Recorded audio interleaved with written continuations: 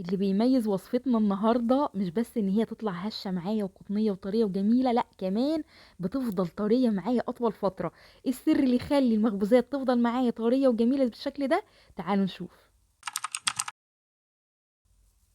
اول حاجه معايا 3 معالق صغيرين خميره فوريه، بنزل عليهم بمعلقتين صغيرين سكر، ومعلقتين كبار دقيق، و4 معالق كبار ميه دافيه. والخطوة دي هي السر اللي هتخلي المخبوزات عندنا النهاردة طرية وجميلة جدا، وفي نفس الوقت تفضل طرية معاكي. السر ده بيستخدموه في الأفران، علشان كده المخبوزات بتاع الأفران بتبقى مختلفة شوية عن مخبوزات البيت، طبعا بغض النظر برضو عن إن الأفران عندهم إمكانيات تانية في التخمير وفي الفرن نفسه. بس احنا بنحاول نعمل خطوات تطلع معايا العجينة إلى حد ما قطنية وهشة وجميلة. بسيب بقى الخليط ده، ممكن تسيبيه ساعة ساعتين، اقل حاجة نص ساعة، لغاية ما يوصل معايا بالشكل اللي احنا شايفينه ده. الخميرة عملت فقاعات، ده كمان بيأكد معايا ان الخميرة ناجحة. معايا بقى نص كيلو دقيق، نزلت عليه بمعلقتين كبار سكر، معلقة كبيرة لبن بودرة، ممكن نستغنى عن لبن البودرة مفيش مشكلة، ورشة بسيطة من الملح. ودي كده المكونات الجافة معايا. لدهن الوش بقى انا هستخدم بيضة، هستخدم صفار بيضة، فبالتالي هاخد البياض احطه على العجينة. لو مش هندهن الوش بالبيض خلاص نستغنى عن البيضة خالص مفيش مشكلة، لكن انا بحب ادهن الوش بصفار البيض لسبب بسيط هقول لكم عليه برضو واحنا بنشتغل. نزلت على البياض ده بكوباية حليب دافي و4 معالق كبار زيت. ودي كده المكونات السائلة معايا، بنزل عليها بالدقيق وبنزل بالعجينة اللي احنا جهزناها دي. العجينة دي كمان ممكن تجهزيها، اللي هي البادئ اللي احنا بدأنا بيه خالص ده، ممكن تجهزيها وتحطيها في التلاجة وتستخدميها تاني يوم، تطلعيها بس شوية قبل ما تستخدميها. انزل بقى ب3 معالق كبار زبدة، الزبدة تكون لينة. والخطوة بتاع الزبدة دي ان انا احطها في وسط العجن كده، بتدي توريقة حلوة جدا للمخبوزات. ممكن ان احنا نستخدم بدل الحليب زبادي، وتطلع العجينة معايا طرية جدا. زبادي لبن رايب نتيجته بتبقى حلوة قوي برضو، في طراوة المخبوزات بيدي طراوة حلوة جدا للمخبوزات. وممكن نستغنى عن الحليب ونستخدم مية، كل حاجة بستخدمها بتفرق في العجينة.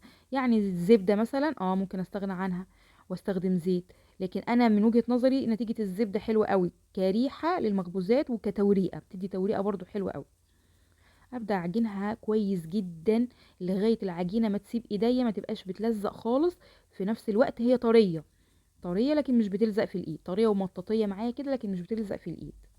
رش الدقيق وبغطيها واسيبها في مكان دافي، واغطي كمان البوله دي بفوطه، كل ما كان المكان دافي تخمر معايا بسرعه.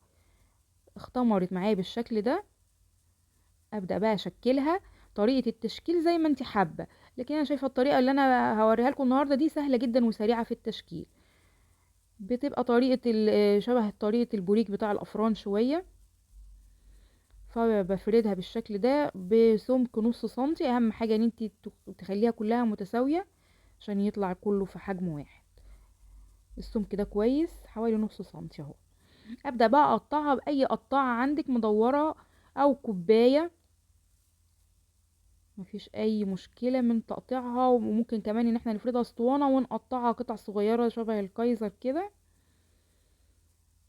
انا بس علشان هحشيها بالجبنة فبقطعها، وهنعملها بقى شبه القطايف كده شوية.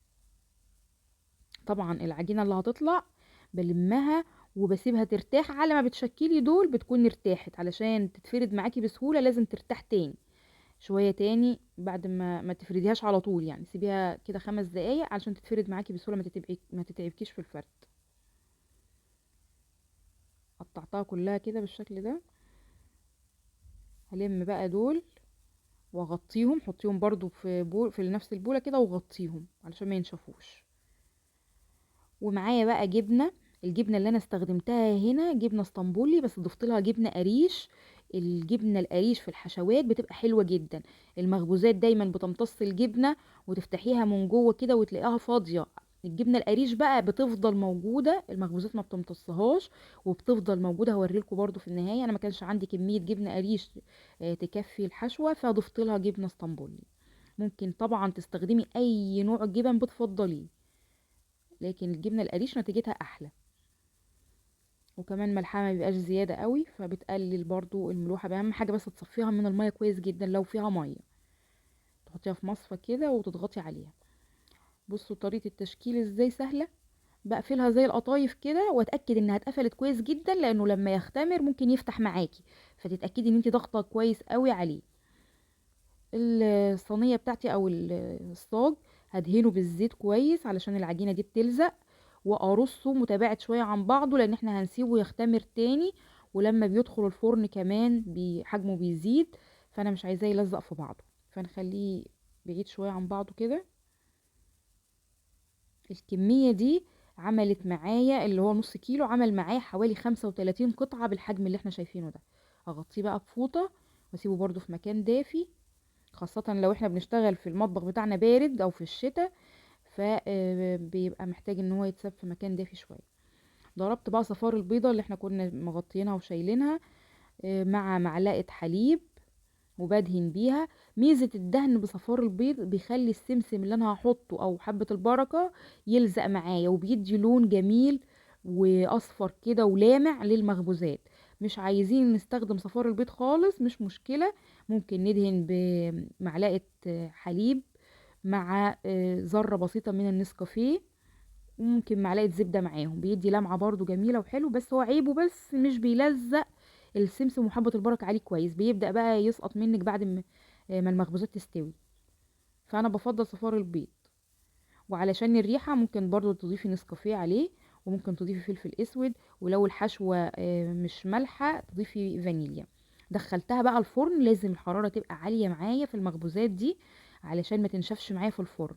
فبدخلها على 190، وعلى الشبكة تبقى في أول رف من تحت. بأول ما بتلون من تحت ببدأ أولع الجريل، علشان بتاخد وقت شوية على ما تاخد لون من فوق، لأن أنا بخلي درجة حرارة الجريل برضو متوسطة، فالموضوع برضو ما بيطولش. ما تسيبيهاش تطول في الفرن، كل ما هتسيبيها في الفرن هتنشف منك.